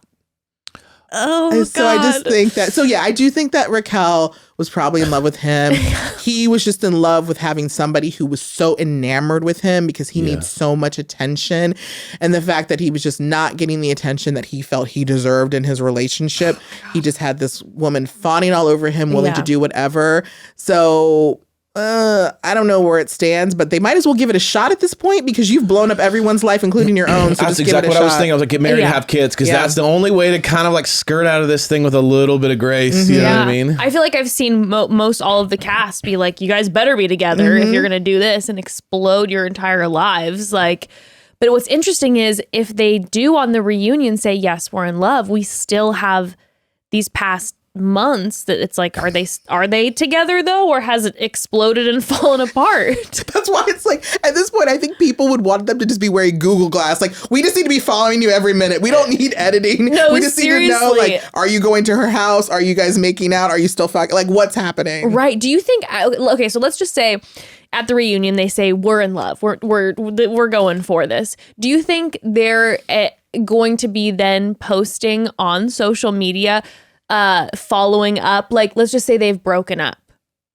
Oh God. Or do you think they remain silent and just go underground for as long as possible? I think that they'll be silent, but honestly, if I were them, I would just lean into it because they're going to just gain followers even if they're hated. Right. That's this weird screwed up thing about this world is like, just be your terrible self at this point, and like in a few years we'll all forget, but like, I don't know, at this point, make the most money off of it, I guess. That's what I would do. Yeah, I'm like, if I did something terrible and my actions are being broadcast everywhere and I'm not going to convince people otherwise, I'm like, does me disappearing and going into a cave make it any better? I mean, look at Trump. Like, he literally can say whatever he wants. He can be as terrible as he wants, and he only gains followers every day. So I'm kind of like, just like follow the Trump model. I don't know. Find your fan base. Exactly. Like, all the cheaters out there, you're with me. Yes, exactly. I'm telling you, there is a whole group of people, because also there's a group of people that just are always going to be Katie haters. There's a group of people who are always going to be Ariana haters. Like, there are. Yeah. And so you can find that base of people. Like, you're not going to be getting, headlining at the upfronts or, maybe brand deals with Bloomingdale's, but, maybe you'll get an OnlyFans, or maybe you'll get like some niche brand that's for cheaters. Remember when there was that whole cheaters? Oh, Ashley Madison, yes. the website. I know Ashley Madison's going to be contacting, they're going to re-up and they're going to be contacting Sandoval and Raquel and being like, you guys going to be the face of this website? Sex products, who knows? Like, there's so many things that they can make money But I think off of. that's what's so triggering about Raquel specifically was I'm doing all the cheating and this like the betrayal and like completely destroying lives, but at the same time like being like, I just wanted to talk to you tonight because I feel like we needed to connect. Yeah. So it's like, it's the fact that they haven't leaned into being bad. Mm-hmm. They're still just playing it off. Like, we're just really nice people. And it's actually your fault that you're making me do this.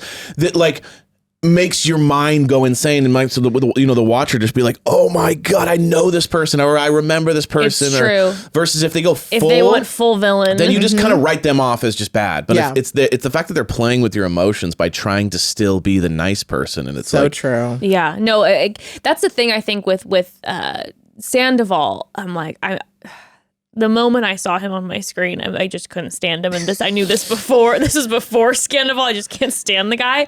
And so I was always just like, couldn't stand him. But with Raquel, I agree. I think what's been so triggering watching it is like, you're like, oh, there's these actions of like, no, I'm on the good side and I'm whatever. And I think I was looking at you and it triggers that person that we all know. Mm-hmm. And, you know, when we watch Sandoval, it's the same thing. I'm like, I know that fucking piece of shit. Like, I know that asshole. But then with Raquel, I literally looked at Evan and I'm like, you know who Raquel is? Remember that woman who was trying to get you to hook up with her when we were like, I knew that person in our life that I was right away like, I think that everyone just feels it like deep down for sure. And look, I am an empathetic soul. So it's like I can always find something. And so during that birthday episode where they're all in the desert or whatever, and she admitted that she had aged out of pageants and that for the first time in her life, she felt like she didn't have to be the good girl anymore. Look, that was very much like, oh, wow, that's what you need to explore in therapy, because like your version of not being a good girl, it went full 180 into being the worst possible human ever. You're like, you could just dial it back. But like, you could have just been like hinging it up. Like we could have just been having some hookups, like having fun. We're all about girl power, living your best hot girl summer. 100%. Not with the woman who literally is going to your pageants, driving hours to go to your pageant shows. Stood by you through everything. Stood by you for everything. And her business partner does not even like you. And she is still defending you. You don't sleep with, you don't even give eye contact. If you spend the night, you better wear a turtleneck. Yeah, no, seriously. Like you are belted up from head to toe. Literally. Like, don't spend the night. No, just don't spend the night. Unless Ariana's in the room with you and you guys have your own, you do your, 1,000%. And that was the thing. I think it would have been such a different story for her and the viewers if it would have been like, I'm exploring this other side of me and having the hot girl summer. And I think a lot of the viewers would have like totally related to that and been like, yes, cheering Raquel on, and she could have had a hero arc this season. But nope. Goddamn, she chose an alternate path. She chose an alternate path for sure.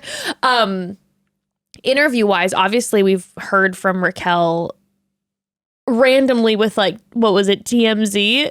Outside of a nail shop in Valley Village, which isn't even where she lives. It's like where Tom and Ariana live. The whole thing was really swim fanish. Yeah, it was very strange. It's like we're not getting any info from her, and then we get this one TMZ reporter who she's answering a few questions to. It all felt very strange. I think it's Josh. Josh, the TMZ reporter, has been the one that's been hot on the trail of Sandoval and Raquel and maybe even Schwartz. Like, yeah. Doing his. But then with Sandoval, we got the Howie Mandel. Got the Howie interview. Mandel. What were your thoughts with... Did you so random? I mean, I thought it was a joke. Guys, I'm going on ESPN to discuss this. You're like, ESPN? Like, why? It's like, guys, I'm doing the UFC live event to talk about me and Raquel. It's like, huh? The Rosie O'Donnell show's coming back on the one air. night only. It was so random. And I guess it makes sense because his band manager or someone in his band is married to Howie Mandel's daughter, and she's a big Vanderpump Fools. Either way, it just was like really awkward. And I guess like the only time he knew he was going to be able to say whatever he wanted and nobody was going to question him. That's what I was thinking. I was like, from my perspective, when I heard, I'm like, first of all, what in God's name? I'm like, is Howie some huge VPR fan that I was unaware of? I'm like, what? But then as soon as I started watching it, I was like, oh, this seems like quite a strategic move where it's like, oh, you're going to check mark the box that says I did my interview and I told everybody what was going on, but I'm going to check it off with someone who's not going to know anything to then push back and someone who's older, who's not even like, right. So like a boomer who's not even like on the level to understand, like to even be connecting with all of this. And then you can just be like, you know what I mean, man? Like, yeah, I messed up, but like, oh yeah, totally. Nice to meet you. Totally. That makes sense. All right, cool. Good talk. Like, it's not going to be like someone who actually knows what's going on. Howie didn't even know that it was like, I think he just thought they had kissed the whole time. And the minute he said like, who's Sheena? I was like, you know what, Howie, you gotta go. Like, literally, Sheena's what created Vanderpump Rules. If she had never slept with Brandi Glanville's husband, maybe this would never even be happening. Like, don't Sheena? say who's Sheena. But yeah, but I will say the fact that it's like a bro walking into Comic-Con and he's like, so is Spider-Man here or something? Everyone's like, nah! But the fact that Scandoval felt he had to do the show does bode well that Andy was asking the right questions, because he would have never felt. It clearly felt like he was not getting his side heard in the reunion. So he felt he needed to do this extra interview. So it means that Andy or the other people in the panel were going in and getting it all out of him that he didn't want to get. And plus we have the one-on-one interviews. Like, don't forget, because we have the reunion, but then Andy sat down one-on-one with Ariana, with Scandoval, and with Raquel. And so it'll be interesting, the one-on-one with Raquel, because Scandoval won't be in the room. Yeah, we're just going to get just her unfiltered. No other voice chirping in. Because we saw what happened when Schwartz did basically a one-on-one with Watch What Happens Live. He fell apart at the seams. Oh, yeah, you didn't see that. That was one of the best things I've ever seen on live television. Schwartz went on Watch What Happens Live with Andy Cohen, and he didn't have his, like, backup. He didn't have his partner with him, his buddy. And he just, like, it was, like just verbal, like, diarrhea, just, like, admitting things, but then also, like, wait, no. Like, it was just a disaster. If you set a trap, he's going to fall in it every time. You know what I mean? And someone like Cohen is going to know every trap to set. He's just, oh, man, I was there. Got me again, Andy. Dang it, man. Like, he's just like, come on.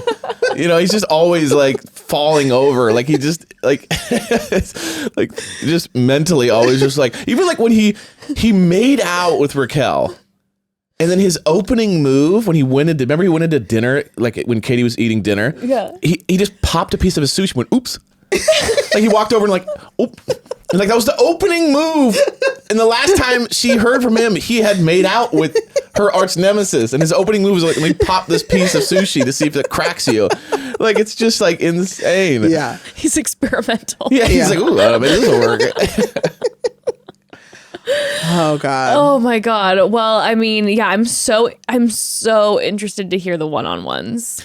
And then we have tonight Ariana. We're going to hear from the first time because she's going on Watch What Happens Live. She's the only guest. Yes. And so this is like, I think this will be the highest rated just show, Watch What Happens Live in Bravo history. Absolutely. Do you think that Ariana is going to just put it all out there, or do you think she's going to... Based on the clip that we've seen of the finale, absolutely.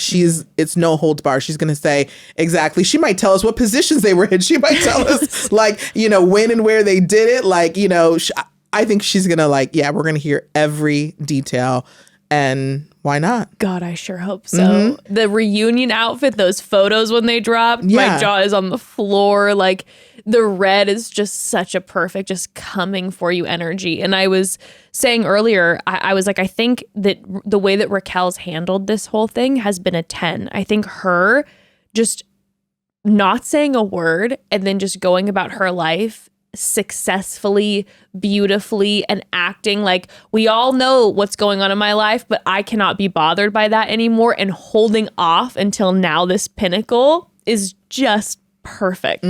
Letting everybody else come in, have their interviews, whatever, and she's like, I'm dead silent until we hit this final moment. It's amazing. Okay, before we let you go, were there any little tidbits that you heard, like tea-wise, that you'd love to share that you were like, that made me like either scratch my head, or that was like a weird just anecdote that popped in? Because this whole thing, there's been so much, and the whole thing has just been strange. I know. And that was the thing, because there were so many things that were like, I was like, that didn't happen, but people ran with it. Because like even something recently, I was just like, that wasn't true. Like, or even, okay, today when it came out about like, sleeping in the car together. For some reason, some people heard they slept in Ariana's car together. Some people heard that, slept in like Tom's car. And I was just like, but she said like slept in her car together. It's just interesting what people hear when they're watching it. Right. And then there was something else that was going around. I think it was regarding Scandoval. I can't remember, because it was, again,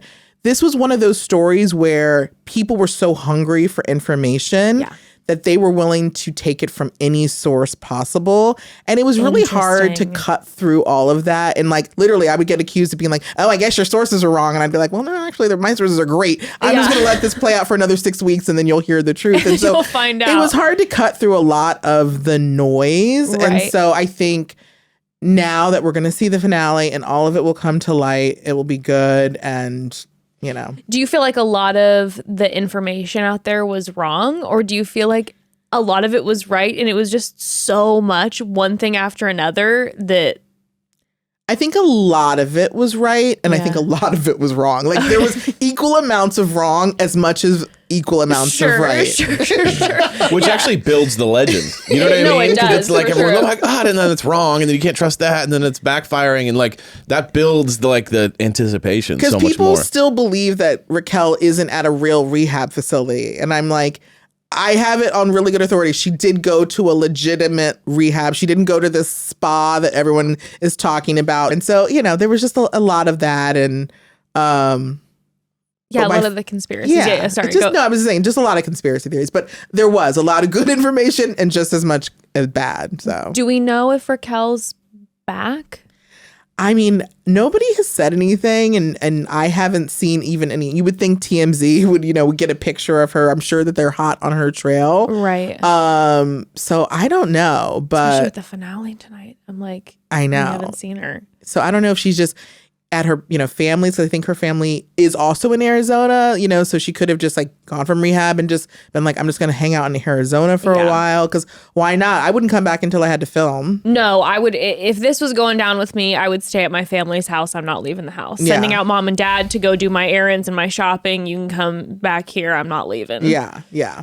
But, oh my gosh. Well, like we said, tonight is the night. Tonight is the finale episode. And then the Watch What Happens Live with Ariana, which is just bound to have all the information.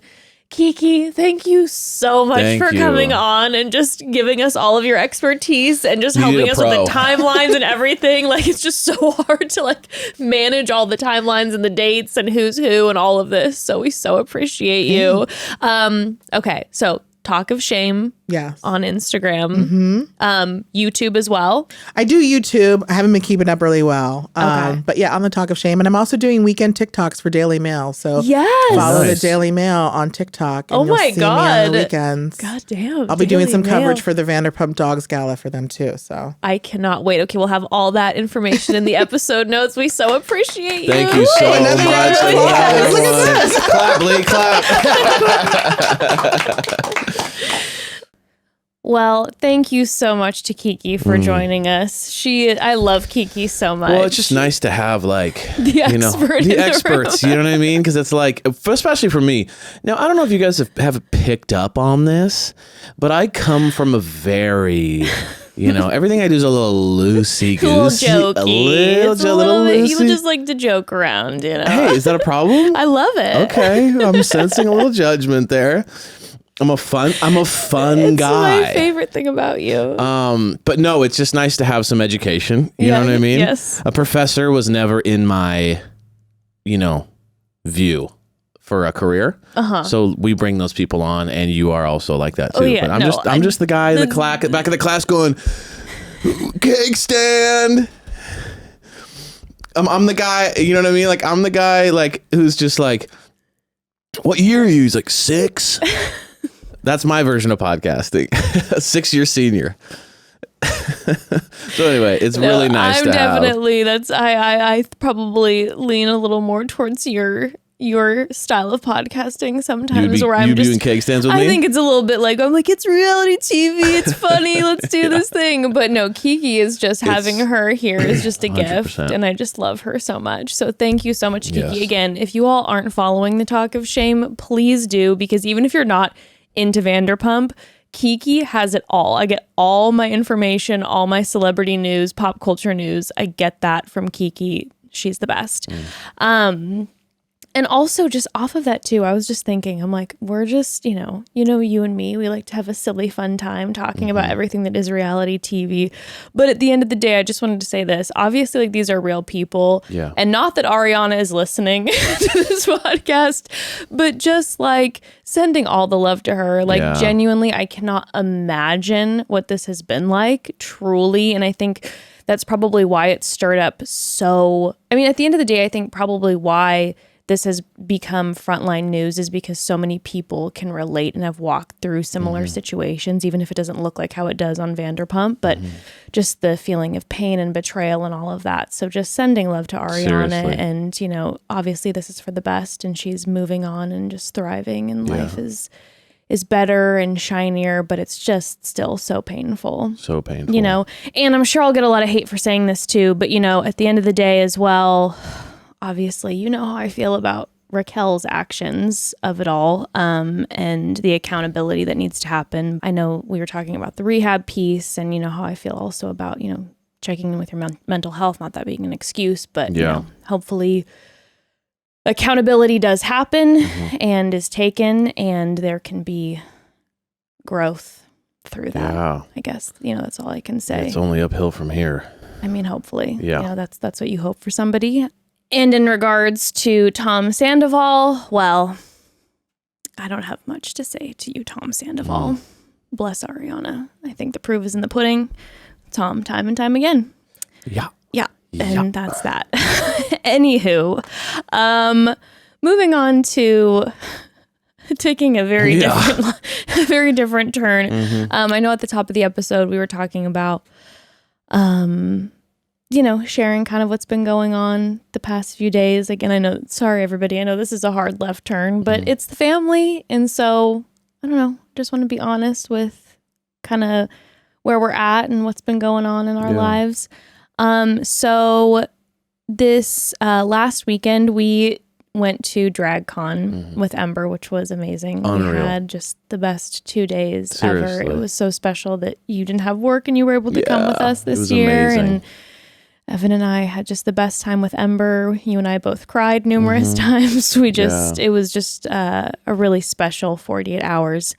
And then the morning of Mother's Day, my sweet grandma passed away unexpectedly in her sleep early that morning. You know, my Nana was in her 90s, and so it wasn't like a shock, but she was feeling good. She was healthy. So it was unexpected.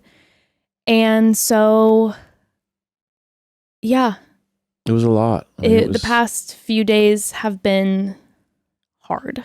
Yeah. Yeah. I know I talked about my Nana a lot throughout the years on Chatty Broads. Yeah. My Nana was just like everything. Love her so much. And you know, we were super, super close. I spent every weekend, spent the night at her house all growing up, my whole, like, you know, until I was like a teenager. And then after that, I would still see her pretty much every weekend up until like last weekend. I felt so grateful and privileged that we were able to spend so much time together. In fact, you know, she lived in the same community as my mom for the past however many years. And even before that, she literally lived next door when my grandfather was alive. They lived next door to my family when I was in high school, like next door. So they love our family so much. They bought the house next door and she would just mosey on every single day. And you know, again, I know a lot of you have heard me talk about her, but she's just an incredible woman. I feel so gifted that you and her were so close, that you guys had such a close relationship. She absolutely adored Evan. She was like, you know, I didn't really have a close relationship with my grandparents. And she gave me that. You know, she gave me that relationship, someone who cares and someone who was available and someone who wanted to see you and who wanted to be around you and who wanted to check in on you and who spoiled you at times and who just, you know, she was just like, she was grandma, you know, and I feel so just lucky that I got to, you know, that she got to be that in my life selfishly, you know, and you know,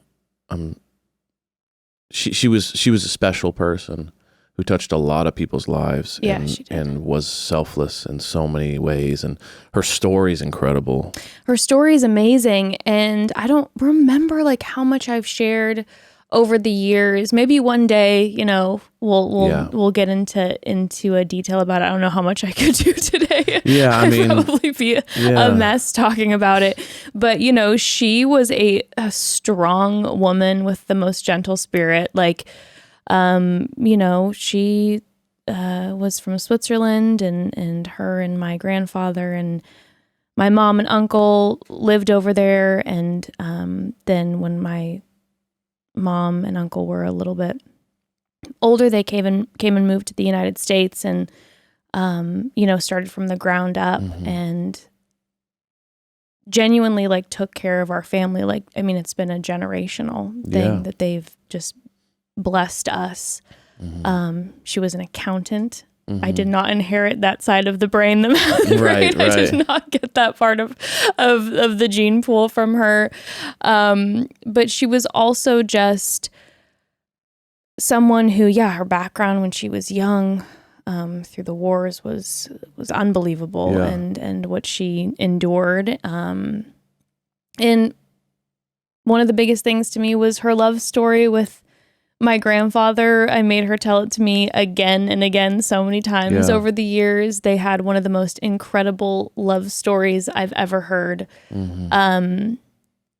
Just a love that was just so deep and consistent, and was able to push through the hard times. And I remember my mom always talking about when after they moved over to the States, that she used to get so embarrassed in high school because her friends would come over and my Nana and Boppy would be like spooning on the couch when they'd walk in. She'd be like, Mom, like they just, they were just so in love. And, you know, she was there by his side through a lot of his health struggles. And he passed away about 13 years ago. And since that happened, you know, she is a strong woman who is living on her own, and you know, genuinely was like, I can't wait one day to be reunited with the love of my life. Yeah.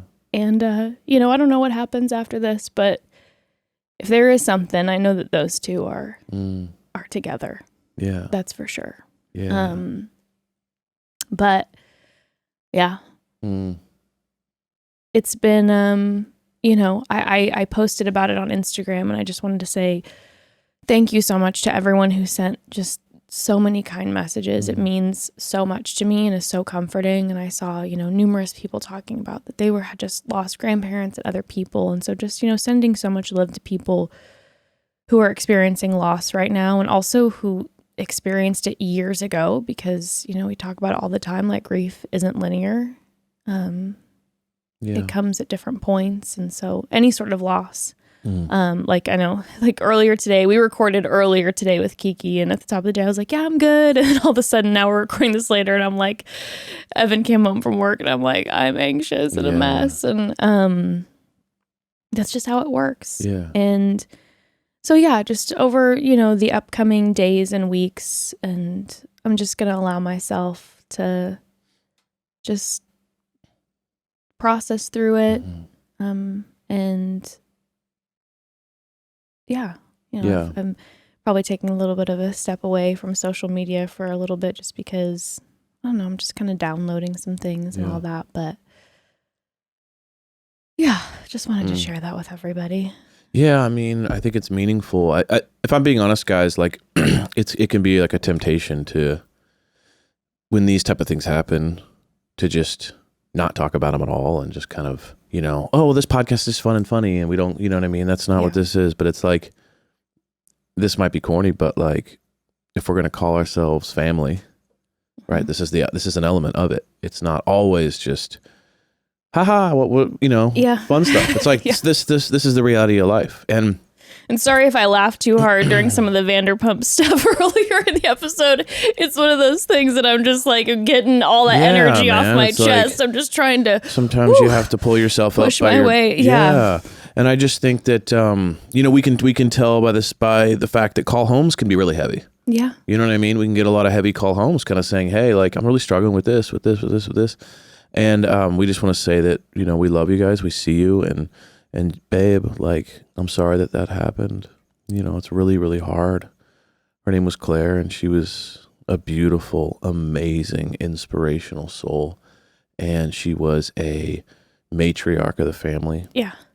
She brought her family to America. She came from nothing and started something that was, transformational for her kids, and just the fact For that me. for Yeah. you, for you know what I'm saying, and Yeah. and then on my end, the just the relationship that I never had in my platonic, or in my, I guess, biological family, platonic, in my biological family, that she gave me, you know what I mean? She gave me the opportunity to connect with, to connect in that way. So it just means a lot. And I'm sorry you're going through this. And for those of you out there that have gone through a similar thing with someone you're really close with, we feel you, and we're sorry that you had to go through that. But also it can be a time just to cherish memories and remember the good times, and it's okay to grieve, and it's okay to have hard days, and it's okay to check out a little bit. And if you need to call in sick, it's okay. Take care of yourself, Yeah. So anyway. Thank you. Yeah. We love you all. There's a few things moving through this that I just want to, then cement in my mind. And one of those was the most incredible thing to me about my Nana was that she never stopped growing and shifting and learning from people around her and different people's experiences. Like, this is a woman in her 90s, and like up until the day she passed, like she was wanting to learn from people and understand other people's perspectives, and wasn't, stuck in her ways. It was like she was so deeply fixated on wanting to make sure that she loved people and she grew. And that to me was and is so inspirational. Yeah. And I'm going to miss, like I said, I used to see her pretty much every weekend. I'm going to miss calling her, and, I used to call her a lot and ask her questions when I'm struggling through a process, and she was always so wonderful about being comforting to me, but then also offering growth perspective. But my hope is to carry on that legacy. And another thing about her is that, at first, because I'm feeling a lot, I was like, maybe we should push the podcast this week. But I was like, what would Nana want? And if there was one person in my life who has been a supporter of the podcast, it has been my Nana. God bless her. She didn't know how to work anything when it came to the technological side of things. But she was the person who was the most vocally proud of me, of anyone that I knew. And every time she saw me, she would tell me how proud she was of me. She encouraged me when I was scared about starting a business and stepping into this. And when I feel like it's too much, I can't handle it, she was always the one that she's like, you got this. And so I wanted to do the podcast today because I know that Nana is so proud of me, and that's what Nana would have wanted me to do, because I know her through and through, and she's just like cheering me on always.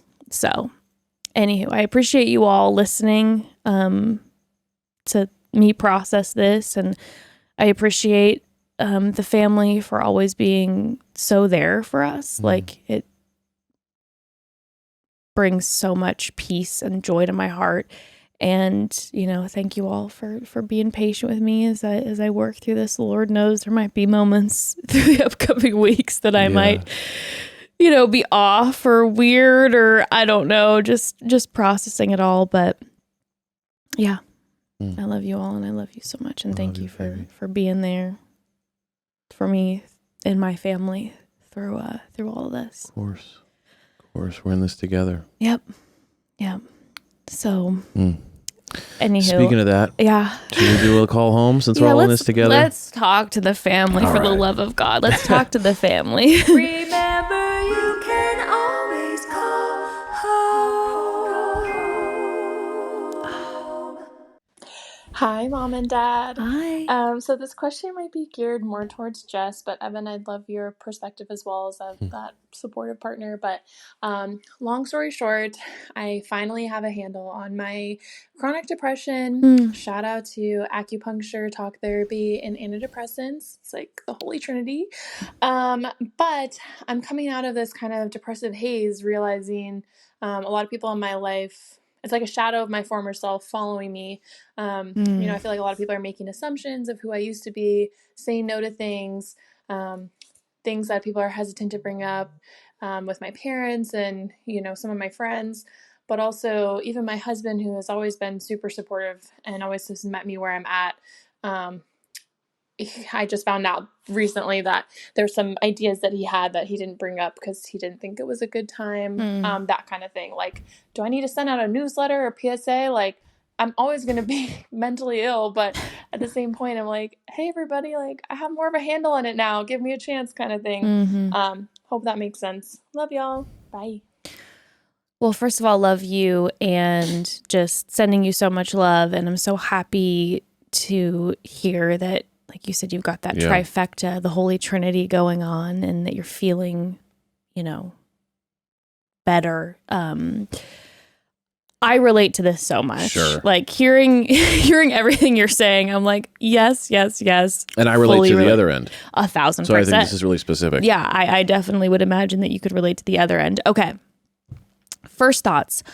I would say that number one, to keep in your mind, again, I might be projecting, this is my own experience, but I know when I felt like I was in a place with my mental health where I was able to maybe process things better, that when all of a sudden I could tell that people around me, like friends, family, you, Evan, were tiptoeing around certain things or not saying certain things to me, that would put me in my own head. I would start to feel kind of self-conscious, like they don't think I can handle this, and I would kind of put that on myself. I want to say first and foremost, I know it's hard, but do your very best to know that this isn't about you other than the people around you wanting to love you and support you and maybe not knowing how to ride that line. Like, you are on the right path right now. You know who you are. You know how you feel. And here's the truth too. Even if you were not in a place where you felt like you were stable or you were struggling, you still need to be feeling all those things, like security in yourself and confidence in yourself. And the thing about struggling with mental health issues is that it's so difficult, but you also know the fucking superpowers you have. And you know that you also have this different perspective on the world, a different type of empathy and vision, and you know all these things. So please do your very best to just feel that confidence in yourself. Continue to feel that way. Don't let maybe the way that people are tiptoeing around you make you slide into this place where you're feeling not confident, you're questioning who you are and all of this. Next, moving into processing through this with friends, family, your partner. Again, like I said, I think this is people around you trying to protect you and love you in the best way that they know how. I'm assuming they maybe don't struggle with the same things that you do, so that they're not necessarily sure the best route of how to handle this, and they think that maybe they're doing the best thing for you. I would say that communication, I mean, it always goes back in these calls to communication, but I know for myself, when I got to a point where I felt like, hey, I'm good, I can handle this, and now it's getting to a place where I'm feeling you all tiptoeing around and it's bothering me, like I want to hear these things, like please don't treat me like a porcelain egg, that I communicated with my family, I communicated with Evan. I was like, hey, I know that you're trying to love on me and make sure I'm okay. I'm telling you, if anybody knows themselves, it's people who are struggling with anxiety, depression, with the bipolar. Like, we have examined ourselves through our own examination, through therapy, through and through. Like, I'm telling you, I'm good right now. So please respect me by trusting me. I'm good. And I would like you to communicate with me as you were. And then know, though, if you're saying that when you do get to a place where you're feeling maybe not so good, to then let those people know that you are not in a great place and you don't want to hear those things or have them process those things out loud. Yeah. You know what I'm saying? Because I know, Evan, with me and you, we'll go through that where I'm in a place where I'm feeling we're cruising, we're doing well, I'm doing well. And I can say, hey, I'm good. And I see you hesitate sometimes and not say something. And I'm like, hey, I'm good. I can handle it. I want to hear it. But then also I know that with you as my partner, I have to sometimes be like, you know what? I am not in a place to hear this right now. Please do not share this with me. I'll let you know when I'm ready. Right. Yeah. So I would say that. That's. Yeah, I think that's all amazing. I'll just do a quick little my angle. Yeah. So from my angle, I would say that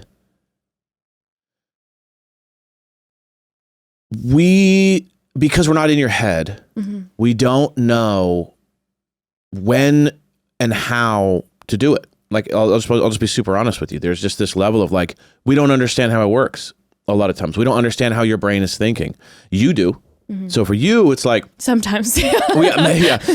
But I'm just saying, you can know when you're feeling up for it, when you're not feeling up for it. We first of all don't know that, and then second of all, because like I'm not able to understand the processes and how things are processed, I can have that fear of like, I'd rather just not even go there because I don't want to say the wrong thing or trip the wire or whatever. So that if that has been your past and now you feel like you're out of the woods a little bit on that and you're able to handle more and you're feeling like I want more of that communication, I think you have to have a little grace for your partner to know that it'll be a slow process. That they hear you, but they're also trepidatious because all they can function off of is history. And so it's going to be a little messy. It's going to be a little bumpy, but it's going to take some time and it's going to start small. So they're not just going to go generally. I mean, I'll just speak for myself. I'm not going to go, oh, you're telling me you can feel like you can handle more. Here's everything now. It's going to be like, for respect and carefulness out of our past, I'm going to like give little bits and kind of work on this. And it's like anything, you're going to test out certain areas to see how it goes. So what I would say is just know that it's a slow build. And the longer that you've been in a relationship and then just had a change or whatever, then just know that it's going to be long before you can get to a place where it's just fully freely open and everyone's functioning in the same processes and knowing exactly how each other think. Like, it's just going to take time. Go slow, small bits. Little victories are huge. Oh, he confided me with that. He normally doesn't, even though it wasn't the big thing. It was like it's something, and that's each time you go through that, it's like you're opening up the valve a little bit more, a little bit more. I had to kind of like rewire my thinking a little bit. To be like, instead of taking it personally when I could tell that you were holding back and not sharing something, because I wanted to take it personally and be like, he doesn't trust me with handling this and I know I can handle this, but he doesn't want to, I had to kind of rewire my thinking and being like, okay, he is not sharing this with me because he loves me and this is the only way he knows how right now to what you're thinking, not maybe spur on a manic episode, for instance, for me. And so I knew you were trying to protect me. And so I had to kind of rewire my brain because, of course, automatically you start thinking like, listen, I can handle this. And I know when we're saying, dear listener, to be like, be patient with your partner, you're a little bit like, dude, like I'm the one who's been struggling and I'm going through it. And now I'm having to be like tiptoeing around with my partner and being patient with my partner. But just do your very best to know that the people around you trying to do their best to love you and protect you, and because they're not in your brain processing all of this, not necessarily knowing the best way to do it. So I agree. I think it is a slow process, but I love what you said about the little victories.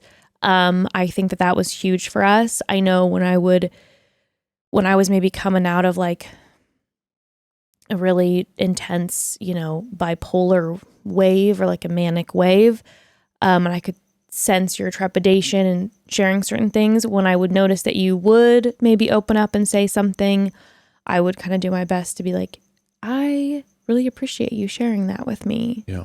And yeah, those small victories. And then again, constantly reminding yourself that this is my partner, my family, my love, whatever it is, trying to make sure that I'm okay in the way that they know how. Right. Yeah, I hope that helps. And again, sending you so much love. And I'm so happy to hear that you have found these things in your life that are helping you work through this and process through this. Yeah. So We love you all. love you all. Thanks for having the sit down with us. Appreciate you all. And genuinely, I cannot wait next week to talk about this finale and talk about some other drama. I'm coming in hot, y'all, by the way, so it's going to be lit. Let's go. It's going to come in hot. I'm coming in hot, dude. Dude, the restaurant's not open. Come on, man. You know what I'm saying? I'm coming in hot. He's coming in hot. Scandoval impressions. They're coming in, man. Let's go, dude. We love you all. Love you guys. Bye.